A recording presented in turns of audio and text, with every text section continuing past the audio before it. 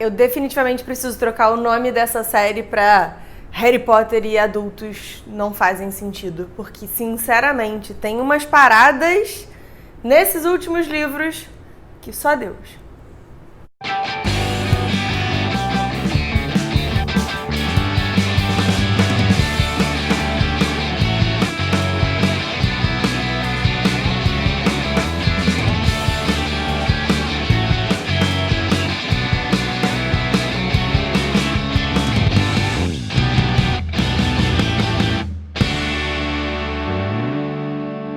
Olá e bem-vindos a mais um vídeo da nossa série Harry Potter Não Faz Sentido, aqui no Experimento 237.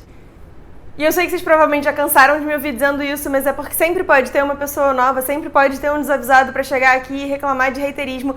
E essa série não é sobre haterismo, é pura e simplesmente um pequeno exercício de leve bullying com um material que eu sou absolutamente apaixonada.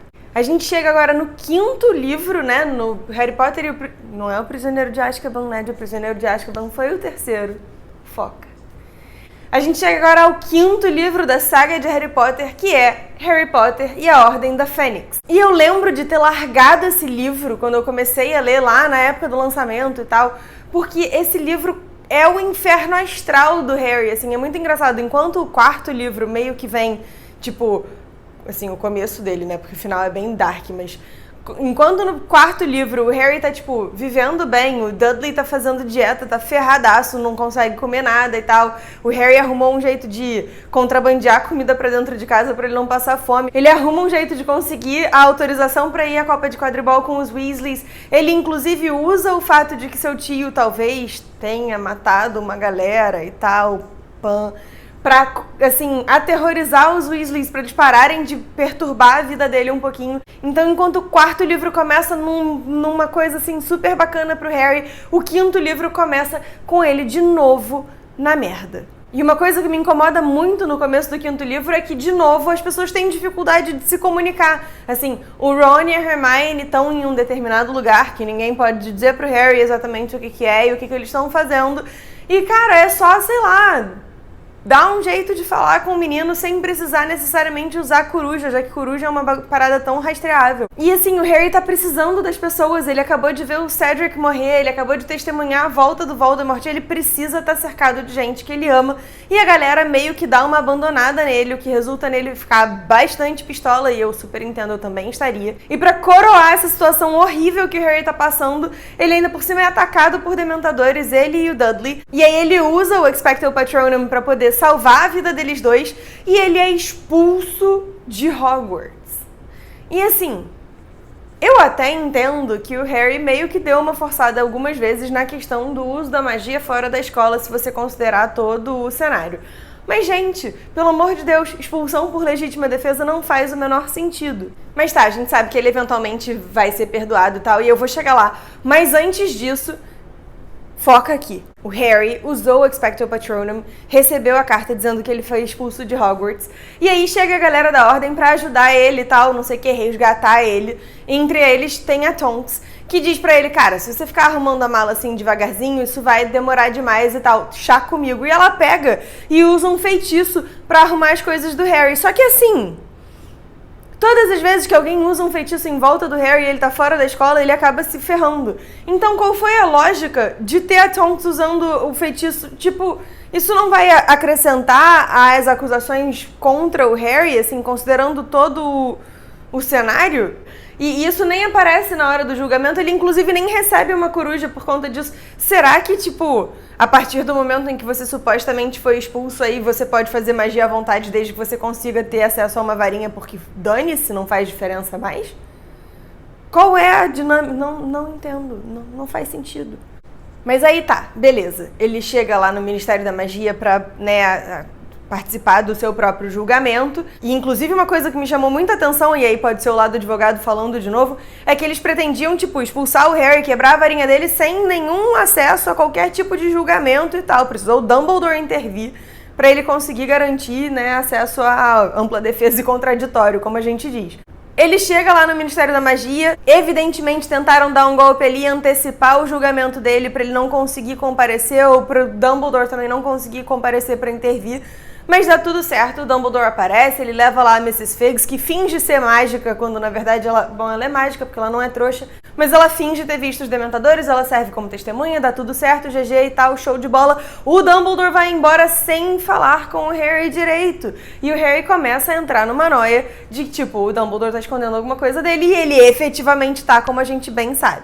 E assim, qual é a da dificuldade de comunicação dessas pessoas? Tipo, quanto o Dumbledore não confiava no Harry pra não contar pra ele que, tipo, o Voldemort talvez tenha acesso à sua cabeça. Além disso, eu vou precisar que você se mate porque tem uma Horcrux dentro do seu crânio e, né, um pedaço da alma do Voldemort está em você. E todas as coisas que ele eventualmente precisa saber, porque, assim, é tudo muito cruel. Talvez, se você treinasse ele desde o começo pra isso, ele aceitasse melhor essa história toda. Mas não, o Dumbledore precisa, tipo, manter todo mundo no escuro, até a galera que tá trabalhando com ele. Isso é uma parada que nunca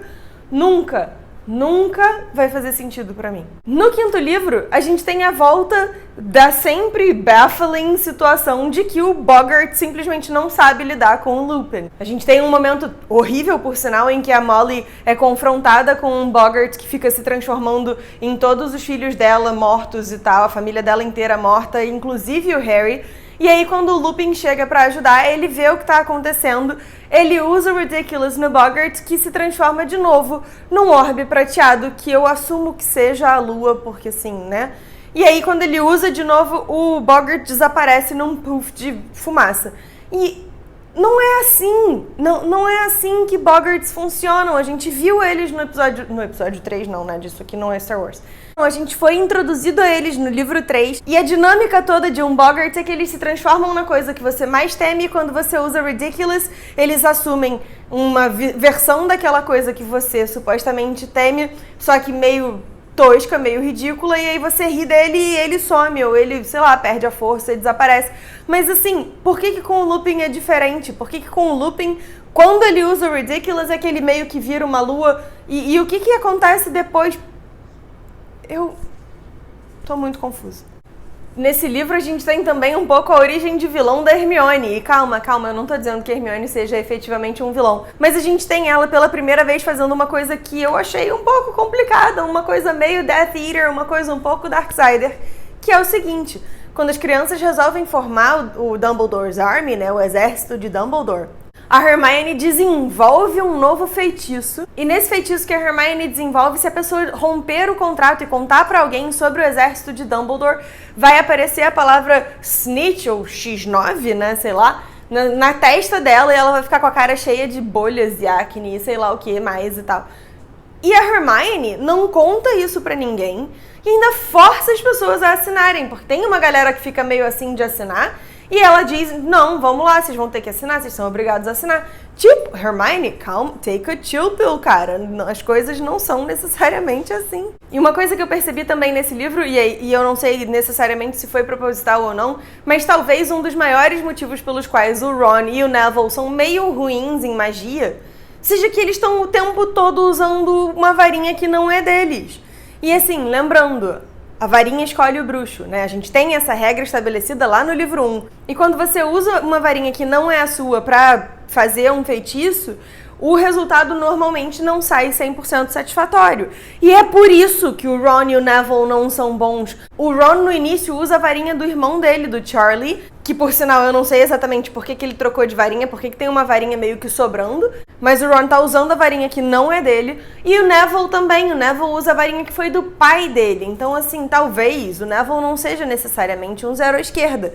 Talvez ele só esteja usando o equipamento errado. E isso me impressiona muito, porque, assim, eles vêm de famílias mágicas, eles tecnicamente sabem que a varinha escolhe o bruxo, eles sabem que, tipo, você usar a varinha dos outros não funciona tão bem. Então, por que eles deixaram os filhos e netos dele, né, no caso, o Ron e o Neville, começarem com esse handicap? Cara, isso não faz o menor sentido.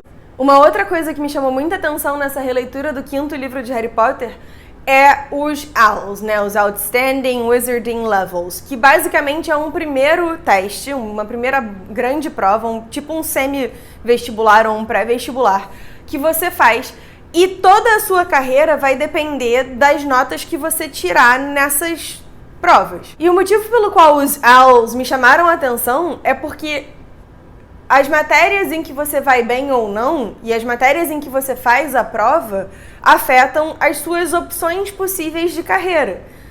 E isso me parece um problema de planejamento, porque as crianças começam a poder fazer eletiva no livro 3. Então, quando eles estão no 3º ano da escola, eles começam a fazer eletivas que vão afetar as suas possibilidades de carreira. Só que as possibilidades de carreira só são discutidas no livro 5. Então, como é que você escolhe qual eletiva você quer cursar? Principalmente se você vem de uma família que é de trouxa e que você não sabe que existe toda essa questão, tipo, você fica numa desvantagem desgraçada, né? E enquanto nerd, isso me chamou muitíssima atenção e talvez justifique porque que a Hermione queria fazer todas as matérias. Talvez ela tivesse essa noção, mas não me parece que os outros alunos tenham essa noção assim tão clara.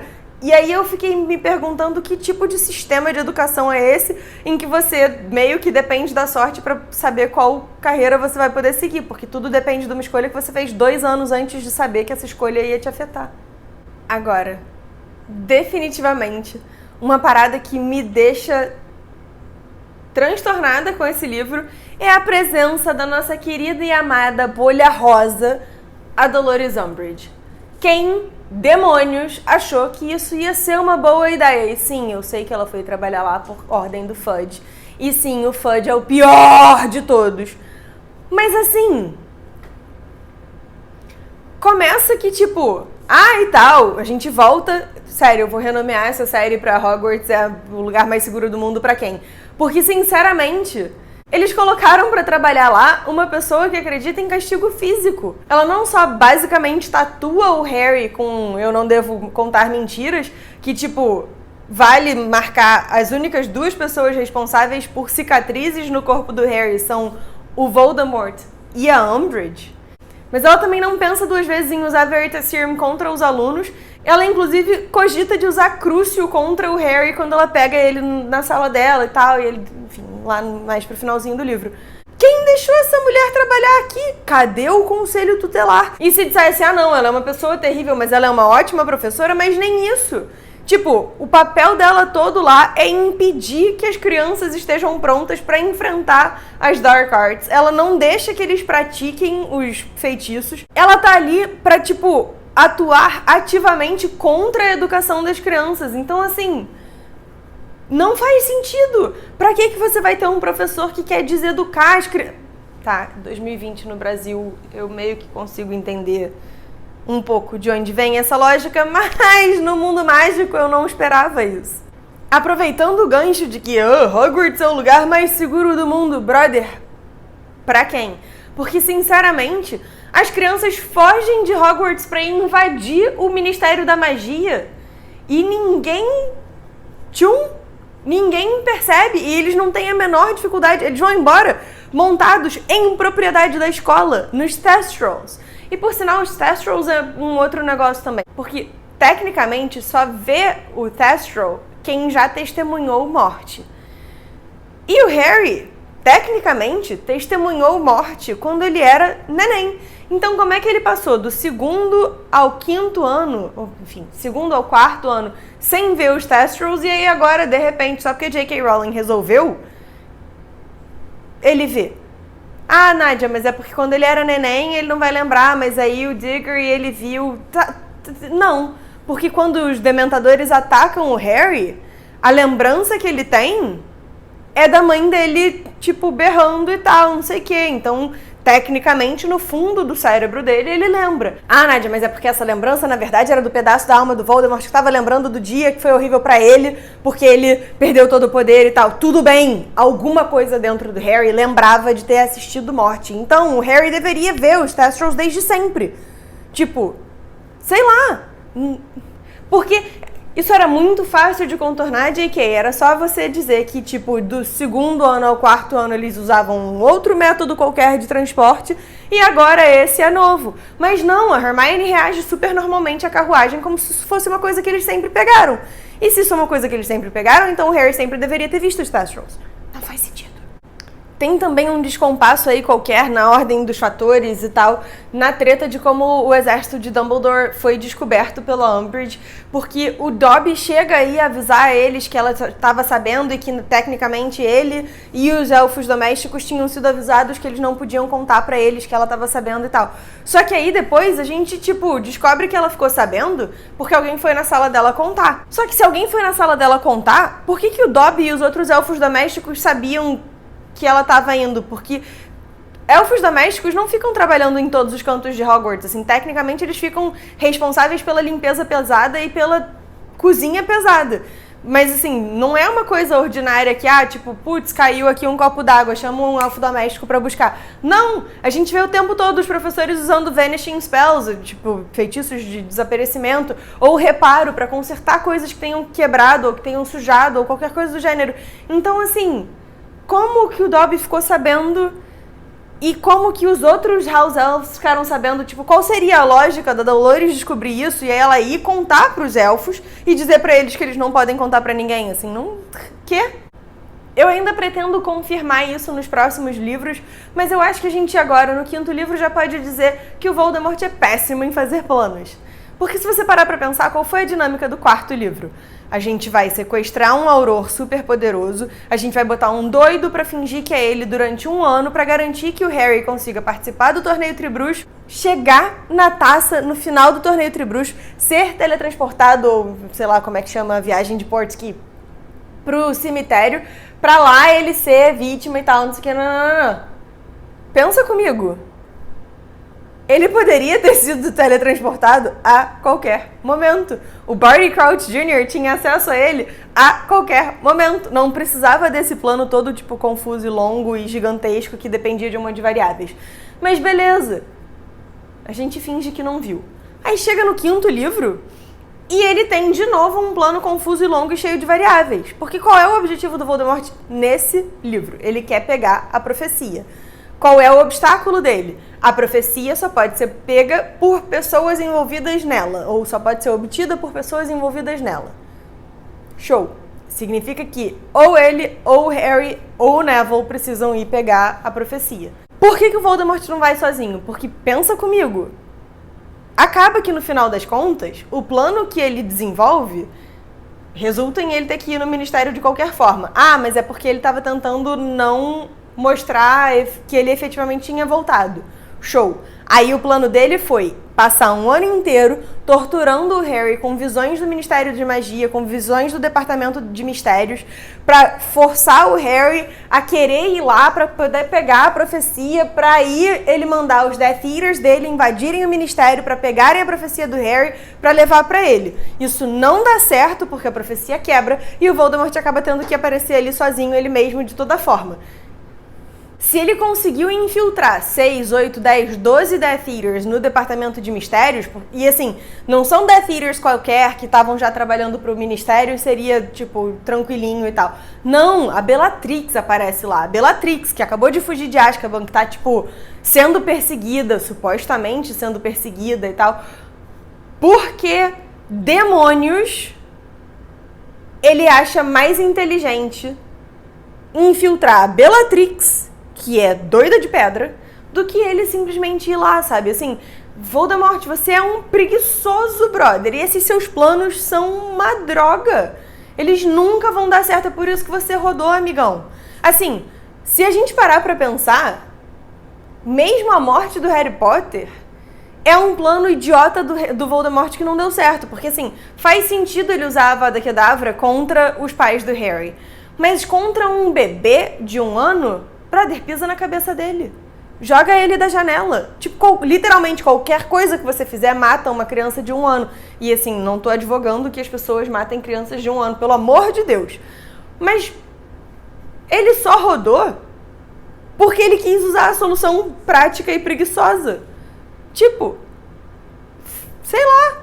Era mais fácil ele ir lá e buscar a profecia ele mesmo. Tomava uma poçãozinha polissuco e ia lá. Acabou. GG. De todas as coisas que me estressam e que não fazem sentido nesse livro, a Dolores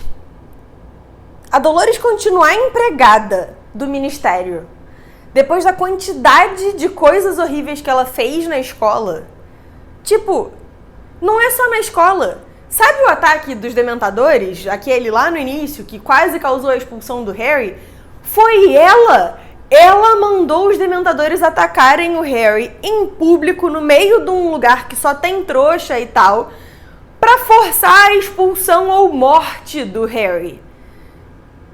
E ela continua tendo emprego. Caceta! Tipo, aonde... Sério, o Wizarding World é muito bizarro. Essa mulher tinha que estar em Azkaban em 2 segundos. Ela tinha que, inclusive, ser beijada por um dementador. Porque, assim, de onde isso, cara? Sério. Eu lembrava que esse livro era dark, estranho, pesado e que marcava, assim, realmente um... Caceta, as coisas estão piorando, mas... Caramba! Eu não sei se vocês lembram de alguma outra inconsistência ou se vocês tinham já pensado sobre essas. Essa da Dolores, sério, quando eu cheguei nessa parte do livro, eu fiquei... Não é possível!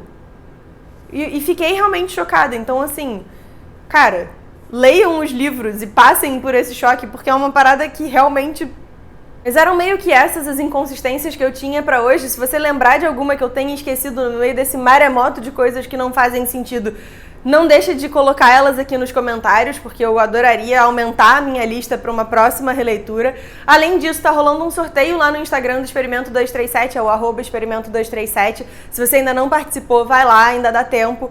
O sorteio vai ser dia 15 de outubro e depois a gente vai ter mais um, mas aí... Se você puder, deixa o seu joinha aqui no canal, porque isso ajuda pra caramba. Compartilha o vídeo com alguém que você acha que vai se divertir com essas inconsistências todas. Ou alguém que vai ficar muito revoltado com o fato de que aparentemente não existe conselho tutelar no mundo mágico. E até a próxima. Que a força esteja com vocês sempre.